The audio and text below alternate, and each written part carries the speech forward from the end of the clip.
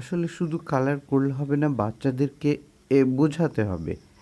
আমরা যদি এর পাশাপাশি রিয়েল একটি ম্যাঙ্গো বা আম রাখতে পারি, তাহলে সে কালারটা দেখে বুঝতে পারবে যে আসলে আম এমনই হয়।